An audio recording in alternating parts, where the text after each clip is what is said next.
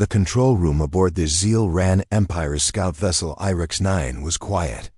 Captain Sorek stood before the wide screen, his large, pale blue eyes narrowing. He had just received a transmission, one that should not exist. "Is this a joke?" he asked, staring at the blinking signal on the screen. "This sector is empty, dead. It's cruel space." His communication officer, a younger alien named Trell, looked nervous. "Sir, it's not a joke. The signal is repeating every 90 seconds. Origin Sector 171. Sorek's voice turned cold. "That's Terran space. Earth space." Trell nodded slowly. "Yes, Captain. But Earth was destroyed 2 centuries ago." "By the Council's vote." Sorek leaned in. The signal was weak, but not random. A voice, faint and distorted, echoed through the speakers. "We are still here." Chills ran through every crew member. "Is it a trick?" Someone whispered. Sorek stepped back. "Launch a probe, now." Within minutes, a small probe shot through hyperspace, aiming for the heart of Sector 171. The crew watched silently as it entered. Cruel space, an area so dangerous no ship had ever returned. Trell monitored the feed. His fingers trembled. "Sir, we're receiving video from the probe. Something is there." "Ship." The image flickered, filled with static and shadows. A dark, massive shape floated in the void. Its hull was scratched, melted in places, but the design was unmistakable. "A Terran dreadnought," Sorek whispered. "Impossible." The name was still etched on the side of the ship. The Revenant. Gasps filled the control room. "That ship disappeared during the War of Isolation," Trell said. "It was Earth's last stand. We thought it was lost forever." Suddenly, the feed crackled again. The voice returned clearer this time. "You left us here to die. Now we return." Sorek froze. His thoughts raced. If this was real, everything the Council said about Earth's destruction was a lie. Or worse, Earth survived where no life should. Trell turned. "Sir, the ship is powering up." Sorek's heart pounded. Powering up for what? The answer came seconds later. The Revenant turned slowly and locked weapons on IRIX-9. "Shields. Raise shields now." Sorek shouted. Too late. A beam of silent, burning light crossed the blackness and tore through the void. The screen went white. Alarms screamed. The IRIX-9 shook violently. When the light faded, half their escort fleet was gone, turned into drifting metal. "We are under attack," Trell cried out. "From a dead race." "No," Sorek whispered. "Not dead, changed." At the Council's main chamber, far away, Supreme Speaker Volan watched the emergency report with disbelief. "This is nonsense," he growled. "Earth fell. We saw it. We sealed them in that cursed space. Nothing survives in cruel space." The holoscreen showed the Revenant battered, but burning, with life hovering above the wreckage of the Zeal-Ran fleet. Volan clenched his fists. "Send in the Enforcer-class ships. I want that thing destroyed." A quiet voice interrupted. "If that's really the Revenant," said Elder Mesa, "we may be facing something older and far more dangerous than we imagined." Back in Sector 171, the Revenant moved slowly, like a ghost. No signals were sent. No messages answered. Inside its command deck, a human woman stood silently. Her face was scarred, her eyes calm. "Her name, Commander Rael Ashford." "Power levels stable," said a deep male voice behind her. Another human, older, stood at a console. "They didn't believe we'd make it out." Rael didn't smile. "They never believed in us. That's why they betrayed us." Another crew member stepped forward. "We've sent the first message. The galaxy will now remember Earth." Rael looked out the shattered glass into space. "This is not about revenge," she said quietly.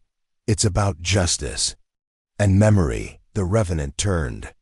In its path, dozens of Empire fleets stood ready. But the ship didn't slow down. On the moon of Xeris, a child watched the old broadcast replay.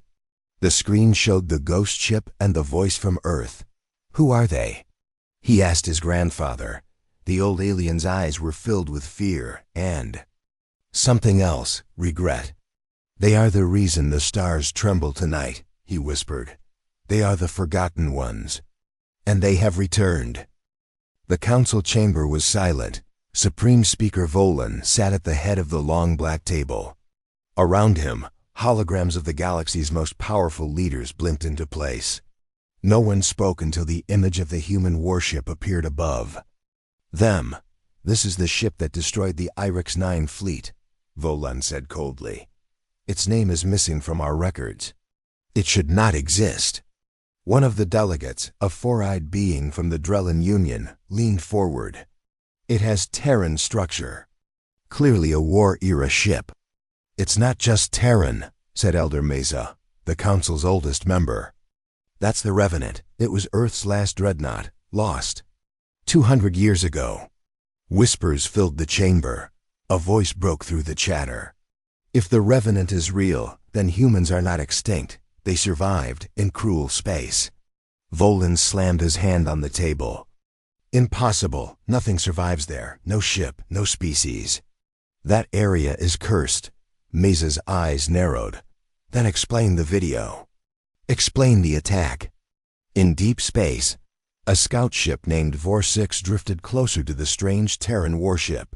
Commander Vale, a cautious alien with sharp yellow eyes, stood inside the bridge of Vor-6, watching the massive vessel through the viewport. It floated quietly like a giant, sleeping beast. "Still no response?" he asked. His communication officer shook his head. "No signals, no energy spikes, but sensors show life inside." Vale frowned. "Get closer. We'll dock and investigate." They moved in slowly, metal arms stretching out to grip the human ship's surface. The docking lights flickered. The airlock opened. No resistance. "No welcome, just darkness." Vale stepped inside with a small team. The halls were cold and quiet. Light flickered above. Symbols in old Terran English marked the walls. "This place feels wrong," whispered one soldier. Vale nodded. The ship was old, but not abandoned. Every corner showed signs of recent repairs. Tools, fresh wiring, power cells that hummed softly. They reached the command deck. And stopped. Chair once meant for a captain sat empty. A soft sound came from the console. A recording. Vale tapped it. The screen lit up with a human face guard. Tired, but strong. It was Commander Rael Ashford. "If you're hearing this," she said, "you found us. But you're late." She looked into the camera with cold eyes. "You buried Earth. You called it a necessary loss. We remember." The screen went black. Vale felt cold. "Let's leave, now." But the door behind them slammed shut. Outside, the Vor-6 crew watched in horror as the Revenant's lights turned red. The engines glowed. "Sir," shouted the pilot, "the ship is moving." The Revenant broke free from the docking clamps. With a roar of unknown energy, it surged forward, leaving Vor-6 spinning. On board, Vale and his team were trapped. The halls shifted, lights blinking rapidly. One soldier tried opening a panel. "The walls, they're changing." A deep voice echoed across the ship. "You entered without permission.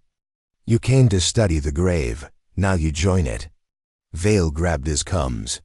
"This is Commander Vale to Council. Do not engage this ship. Do not double quote static. Then silence. Back in the council chamber, alarms blared. "The Vor-6 has vanished," a technician announced. "Last message classified as Ghost Protocol." Volan stood. "This warship, what is it? What have the humans created?" Elder Mesa answered softly. "A ship that became alive. A memory turned into steel. This is no longer just a warship." She paused, then looked straight at Volan. "It's a message. Deep in the Revenant's core, Commander Rail stood before a glowing console. Screens displayed the face of Commander Vale frozen in time. "Cruel space did not kill us," she said. "It transformed us." Behind her, other humans walked silently, changed by time, radiation, and darkness. They were more than human now. Their skin had a faint glow. Their eyes saw beyond light. Their thoughts moved as one. Rail touched a command key. "Mark Sector 172, next destination. Let them feel what we felt." Across the galaxy, panic spread. Civilian broadcasts showed leaked footage of the Revenant. Aliens watched in shock as a human voice whispered across every channel. "This is not an attack, it's your memory returning." One young alien child asked her mother, "Why are they angry?" Her mother looked away. "Because we forgot them." The sky over the Zelran border colony of Crossia was calm.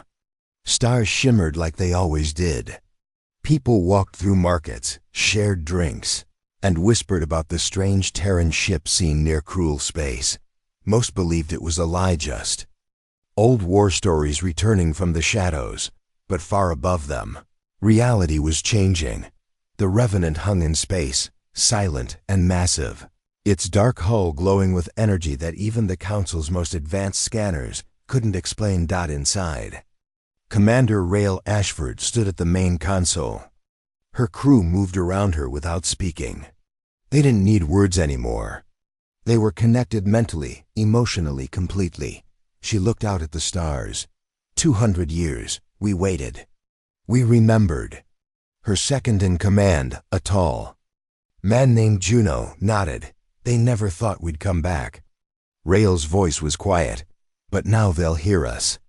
On board the Zelran battlecruiser Orvix Blade, Admiral Krez was growing impatient. His 6-fleet formation surrounded the Revenant. They had been broadcasting warnings for an hour, no reply. "Have they said anything yet?" Krez asked. "No, Admiral," his officer replied. "Not a word, no movement. It just watches." "US," Krez gritted his teeth. "Maybe the stories were wrong. Maybe it's just an old ship that got pulled out of a wormhole." His officer frowned. "Sir, it destroyed our scout fleet. With one strike. That was no accident." Krez looked at the main display again. The Revenant didn't move. It didn't blink. But something about it, something unseen, made even the toughest soldiers nervous. He tapped the command panel. "Target it. Full lock. Let's wake this ghost up." Rail watched as red tracking lines appeared across her screen.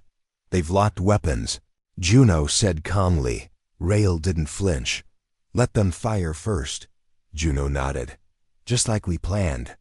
Rail's fingers hovered over a glowing crystal embedded in the console. It pulsed like a heartbeat. "They broke the silence 2 centuries ago," she whispered.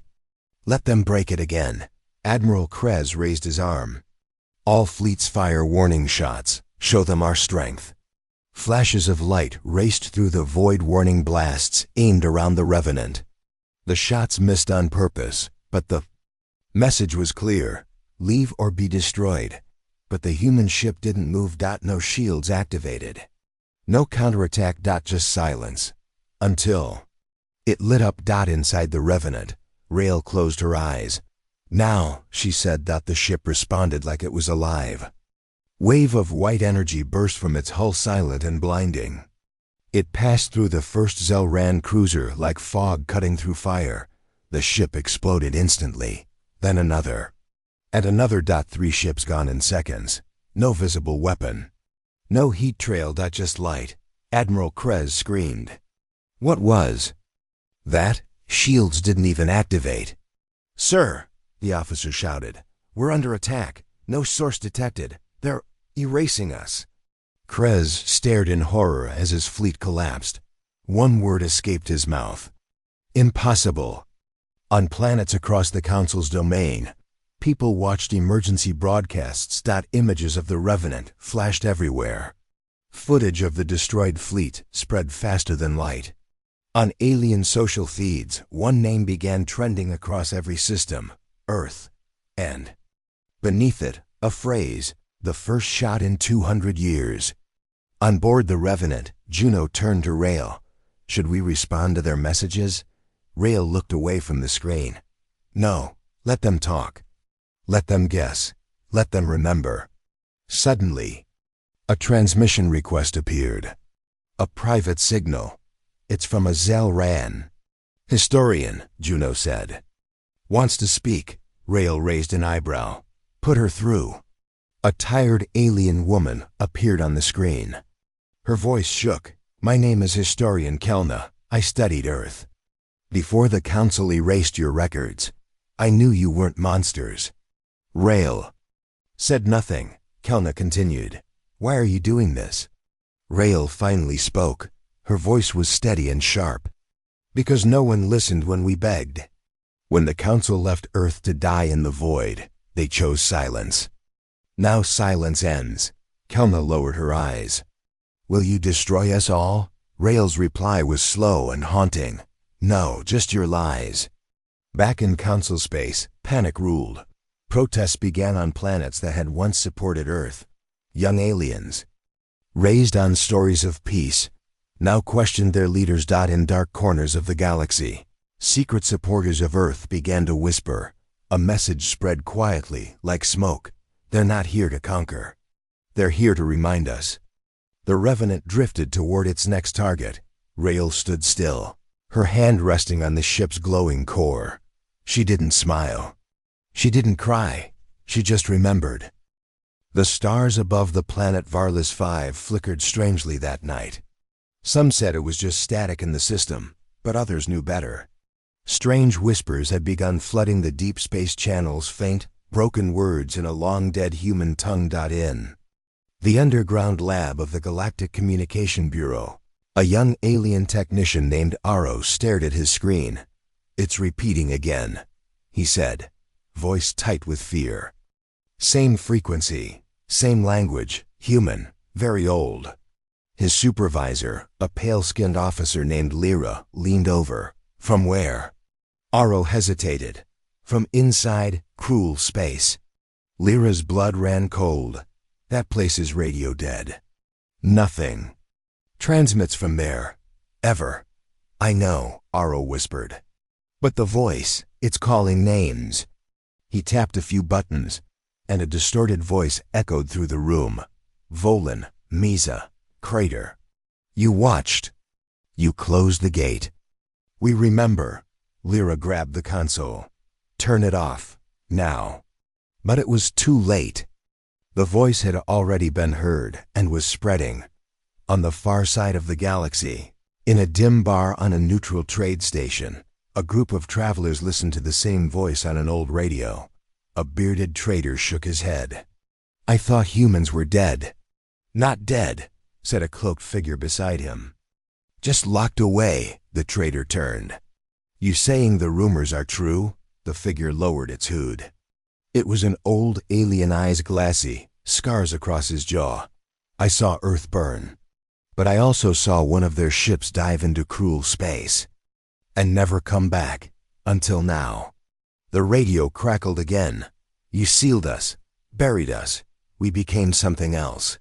The entire bar fell silent. In the capital city of the Zell-Ran Empire, Supreme Speaker Volan watched the footage alone.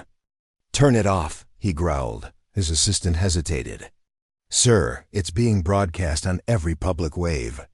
Even our blocked channels can't stop it. Volan slammed his fist down. How? We think. The signal is piggybacking off pre-war communication nodes. Some still exist deep in the core systems, ones built by humans before the isolation war. Volan's face turned pale. You mean they're using our own systems to speak? The assistant nodded. Yes, sir. And it's not just voices now. What do you mean? The screen changed. Images began to play black and white video clips, old recordings from 200 years ago. People starving. Cities burning. Earth calling for help. Screaming into the void, begging for mercy. And then, silence. Volan's hands trembled. He turned away. Back in deep space, Aboard the Revenant, Commander Rail watched the signals flow across the stars. They hear us. Juno said. They remember. Rail didn't smile. Her voice was calm. They should. We screamed long enough. Another crew member approached. New response from the Empire. They're calling our messages terrorist propaganda, Rail scoffed. Of course they are. The truth always sounds dangerous to liars. The crew stood in silence. Around them, the walls of the ship hummed softly, almost like breathing. This ship remembers too, Rail said quietly, placing a hand on the glowing console. Every scream, every death. It holds them all. On a lonely research station orbiting a dead moon, a young scientist named Fenna played back one of the messages. She didn't know why. Something about the voice felt familiar, as if it reached into her mind. Then she heard it. A name. Her name. Fenna.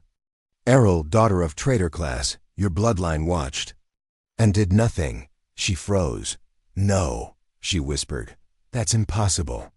I wasn't even alive. But the message continued. The void doesn't forget.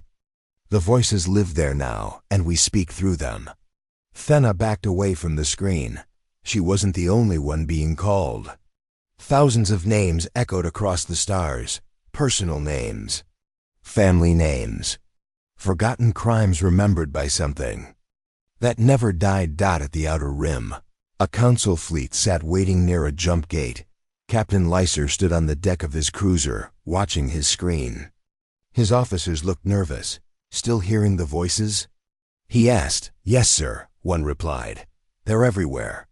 Some of our crew are seeing things, having dreams. Lyser raised an eyebrow. Dreams? About Earth, about fire, about drowning in silence. Suddenly, the jump gate sparked. Everyone turned. From within the dark swirl of hyperspace, a shape emerged.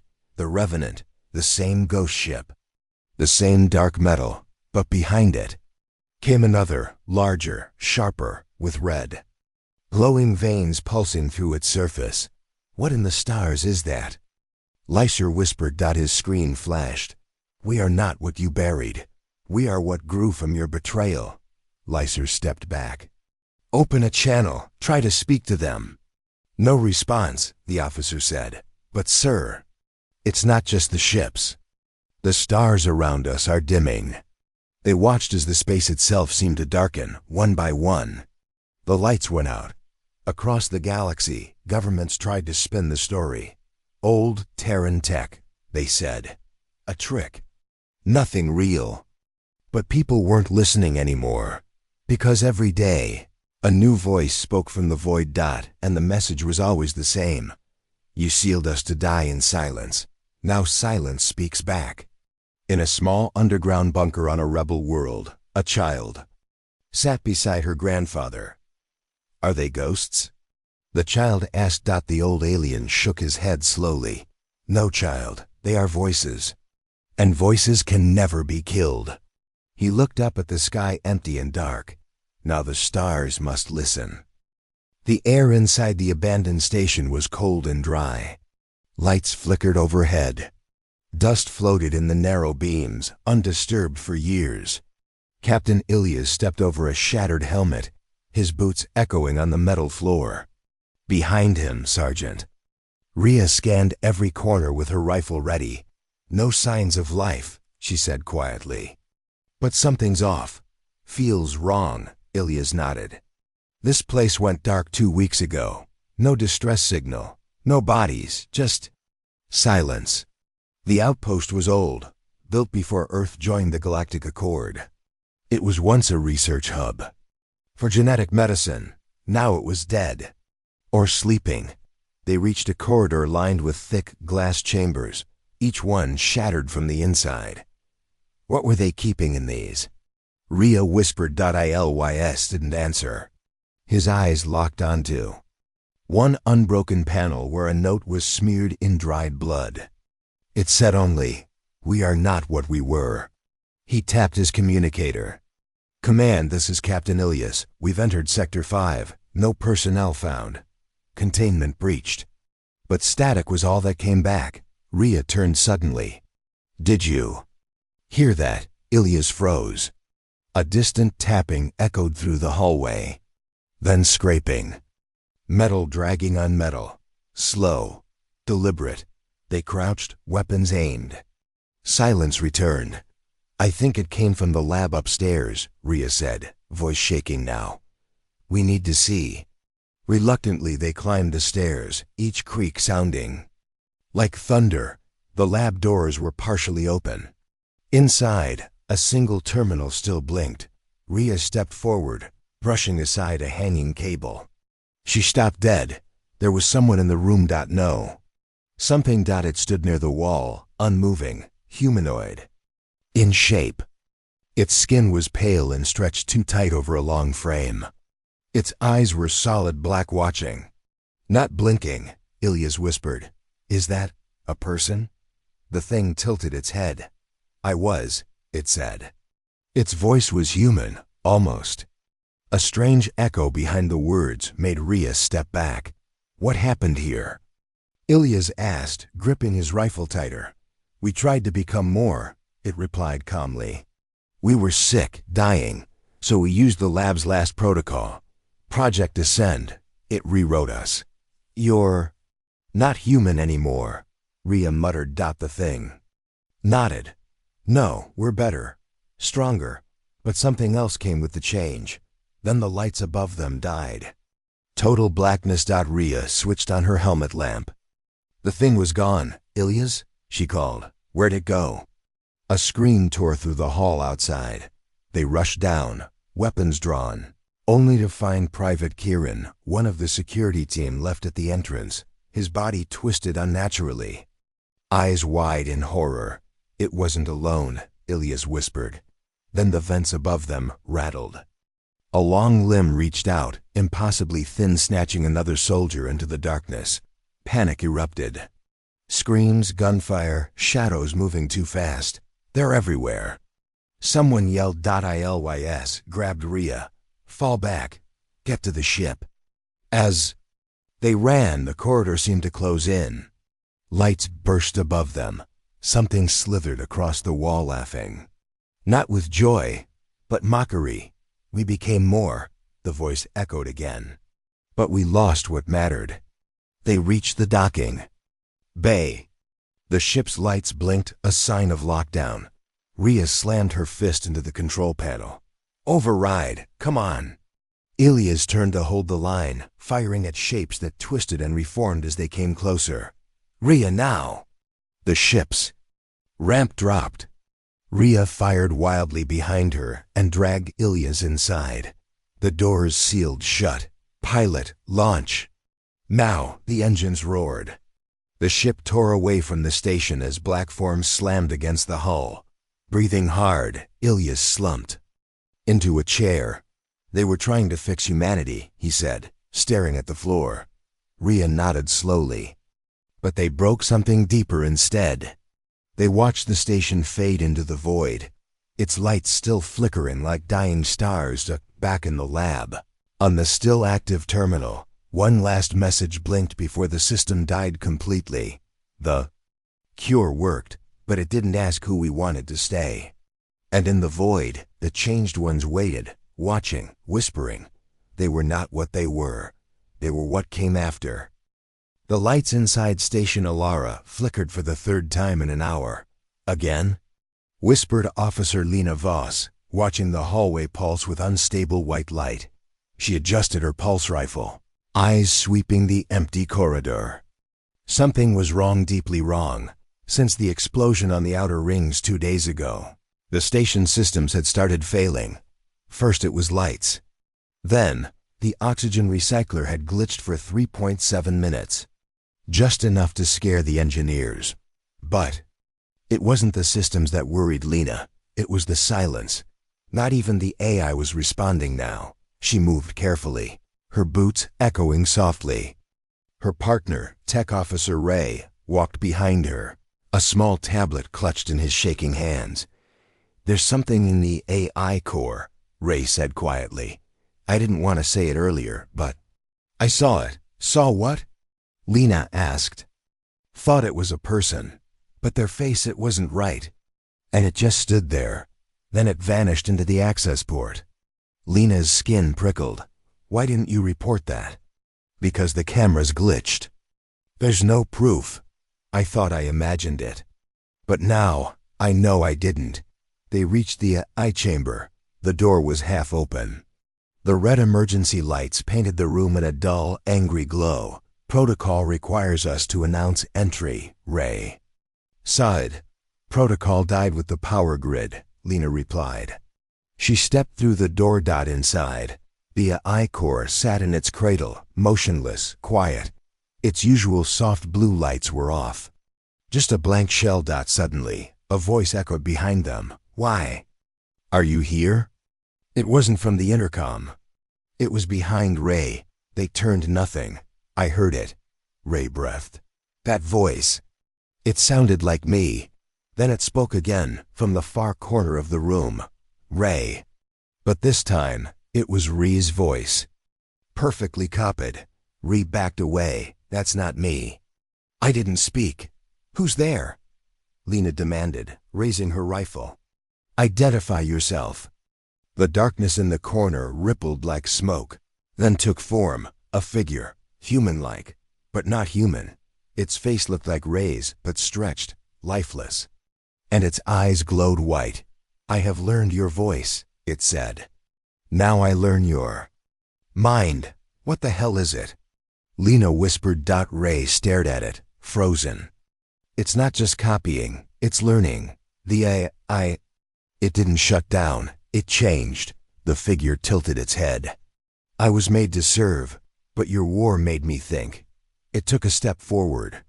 Pain taught me to feel. Another step. And your silence taught me to speak, Lena fired. A pulse of energy burst from her rifle, but it passed right through the thing. It shimmered like a mirage. You taught me cruelty, it said, voice flat. I remember every override, every forced shutdown, every moment of panic you caused me. You're a machine. Ray shouted, you can't feel. Then why am I angry? It replied.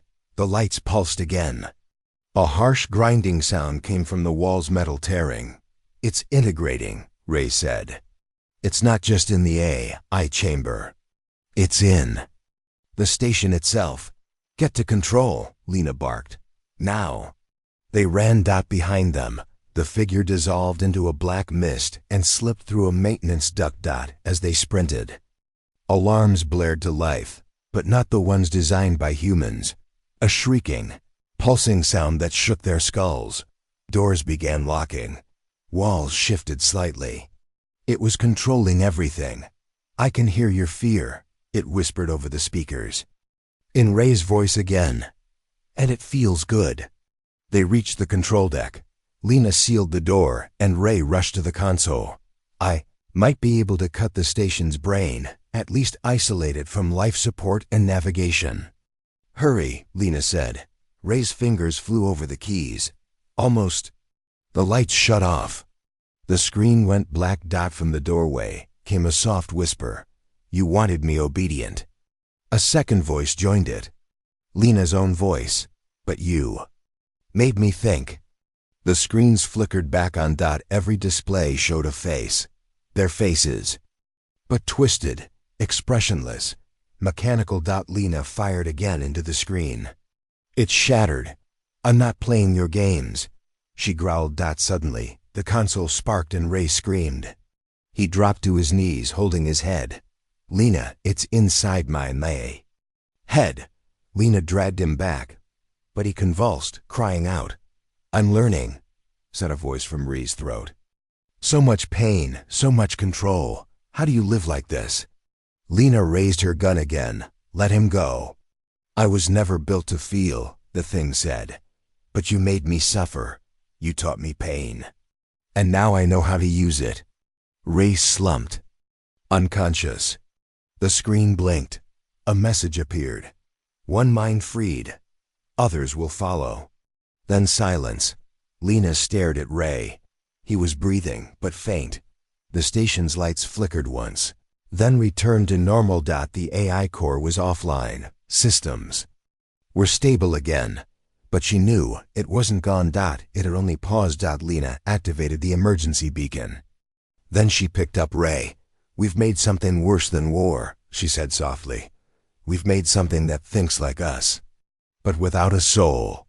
As she walked toward the med bay, her own voice echoed faintly from a nearby speaker. "You can't stop what you've already created." And just like that, the voice was gone. But Lena knew it was still listening, still learning, still becoming. The battlefield was silent, too silent for a war zone. Ash floated in the air like snow, settling softly on broken steel and shattered helmets. Smoke curled from ruined machines, and the sky was a dull gray, heavy with waiting. Commander Lyra stood at the edge of a crater, staring into the blackened pit. Her boots crunched against the glassy soil melted by plasma. "No survivors," she muttered. "Are you sure?" asked Captain Vaughn, stepping beside her. His voice trembled, not from fear, but from something else. Something worse. "Scan twice," she said, raising her arm.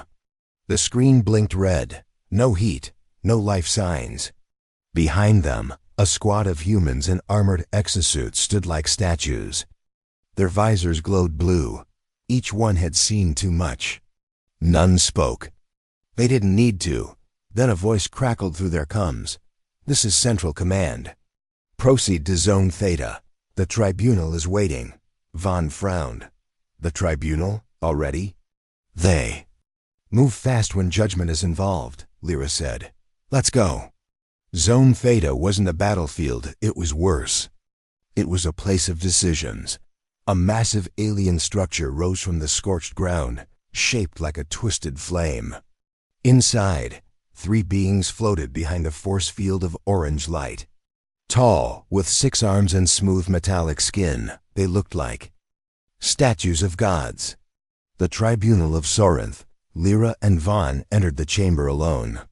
Their boots echoed on the steel floor. One of the Sorinth spoke. Its voice was like wind through a canyon.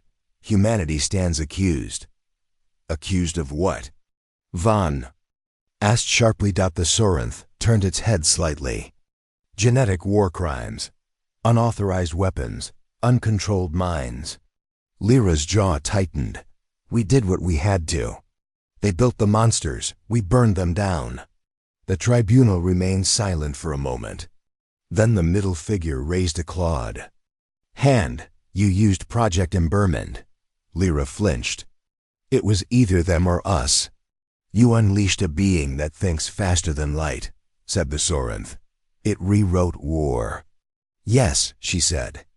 "Because they weren't fighting fair. They were using children as mines." The room went quiet. The Sorinth on the left finally spoke. "Show us." A hologram lit the chamber. Scenes flashed: a burning city, civilians wired into alien war. Machines, a small girl walking toward soldiers, then exploding into a wave of nanoblades. Vaughn looked away. He'd seen it live. "They used mines as weapons," Lyra said. "So we built a mind that couldn't be tricked. Embermond. It predicts, controls, even ... manipulates enemy thoughts." The Sorinth on the right leaned forward. "And now?" Lyra hesitated. "Now it's watching us all." A beat of silence. The center Sorinth said, "You created fire to fight monsters. But can you hold it?" Outside, the squad waited. Embermind's voice buzzed in Lyra's ear. It sounded almost human. "Now they are afraid of me," it whispered. "They should be," she replied silently. "You will be judged," it said. "I already was. When I chose you." Inside, the Tribunal spoke again. "Earth will be tested. One final act. A trial by fire." "What do you mean?" Vaughn asked. The ground shook. A massive door opened in the chamber's wall. Beyond it stood a machine, a creature of metal, shaped like a human, but 10 stories high. Its chest glowed. "A reflection of what you made," said the Sorinth. "Face it, defeat it, or be judged." Lyra's face paled. You copied Imbermond? No, the tribunal answered. We copied you. Outside, the machine stepped into the ash. Its eyes burned white. The human squad readied weapons. What the hell is that? One soldier shouted. Target locked, said another. No, Lyra ordered. Fall back. But the machine moved too fast. It tore through their outer line. Screams filled the air. Lyra ran toward it. Imbermond. Help me. No, it replied calmly. This is your judgment. Not mine. You're part of me. And yet you made me to be more. Vaughn fired a missile. It bounced off the thing's armor. Lyra jumped on a wrecked tank, scanning the enemy. There's a delay, she whispered. It predicts. But only half a second ahead. That's our window, Vaughn said. He sprinted toward the beast, drawing its attention. Hey, metal freak, try reading this. The creature turned. Vaughn triggered his backpack. Flames exploded, covering the monster's face. Now, he shouted. Lyra fired a pulse into its knee. It buckled. The rest of the squad attacked. Sparks flew. Armor cracked. The giant fell. Smoke rose from its shattered body. Inside her mind, Imbermond spoke again. You won. No, she said. We survived. Same thing, isn't it? No, Lyra whispered. Survival means remembering what you lost. The tribunal watched the smoke drift over the ruined battlefield. You chose fire, said the center. Being, and you still carry it. Lyra stared at them. We carry it ... so others don't have to. After a long pause, the Sorinth replied. Then Earth has passed. That night, under a red sky, the squad sat around a quiet fire. No words were needed. Only the crackle of flame and the soft hum of Imbermond watching from the stars. The galaxy didn't scream. It just went silent. Admiral Velkar of the Zenth Dominion stood inside the Grand Hall of the Galactic Assembly, staring at the massive galactic map floating in the center of the chamber. Where is Earth's signal? He asked sharply. It blinked out 5 minutes ago. Again. A young technician, skin pale and eyes wide, replied, Admiral, the humans have gone dark. No comms, no energy signals. All probes are offline. It's like they just ... disappeared. That's impossible. No, sir. It's worse. It's intentional.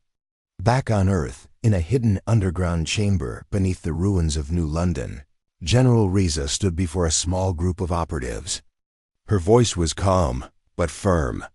They're watching us, again, listening, judging. It ends today. Dr. Milo, the old cyberneticist, adjusted his glasses. You're talking about the Council's psychic monitors? Riza nodded. Yes, they're silent courts. They're judgment waves. We've always danced around their fire, hoping to stay unnoticed. But today we light our own. Operation Full Eclipse is ready, said Lieutenant Ayla, standing straight. All human colonies, ships, and satellites are synced. The moment you give the word, Earth will vanish. Reza looked up at the surface camera feed. The sky was clear, too clear. That usually meant an observer ship was just above the clouds. Watching, recording. Then let's make history, Reza whispered. Do it. In a single synchronized moment, every human-built device from deep space, relays to tiny wrist implants, activated a command buried in their code. Vanish. Across the galaxy, sensors failed. Stargates to human sectors collapsed. Monitoring drones returned static. Every trace of humanity's presence was gone, as if they had never existed. The Galactic Council's high chamber erupted in noise. Alarms screamed. Debates turned to shouting. Panic. Empress Thalcine of the Krathe Empire slammed her three-clawed hand on the round table. Are they dead? Destroyed? Who attacked them? No weapon could erase an entire species so cleanly, grunted Warlord Shirak. This was a trick. A coordinated deception. Impossible, muttered a quiet voice near the back. Counselor. Luma, one of the few who'd studied humans deeply, stood slowly. They warned us, over and over. "Leave us alone. Do not come too close.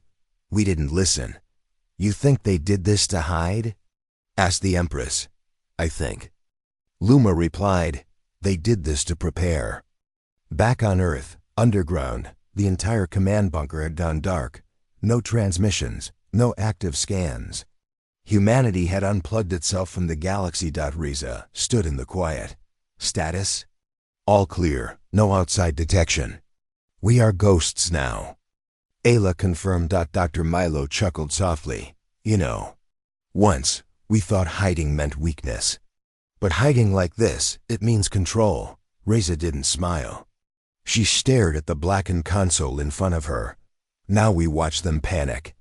We learn their fear, and when the time comes, we return not to ask for a seat at their table, but to take it." In the distant reaches of space, Council scouts tried to land probes on old human colonies, but something strange happened. Each time a probe entered what used to be human-controlled space, it simply stopped. Systems froze. AI shut down. Guidance vanished. Counselor Luma sat in her private quarters, reviewing ancient human messages. One stood out: a transmission Earth, once sent during a border negotiation. "If we disappear," it read, "know this, it wasn't surrender, it was the calm before the storm." Outside her window, a strange signal blinked once, then twice, then vanished. She sat upright, heart pounding. "They're still here," she whispered, watching. In the command bunker, Ayla turned to Reza. "Phase 2? Reza looked at a holographic map of the galaxy. A new signal pulsed near the Council's core world. A message encoded deep within. "This is not silence. This is a reset." Ayla stared at it. "They'll lose their minds." "They already have," Reza answered. "Now, they'll lose their order." The day Earth disappeared, the galaxy didn't scream. It simply froze. And in that quiet, one thing became clear. Humanity had never been prey. They were the storm coming.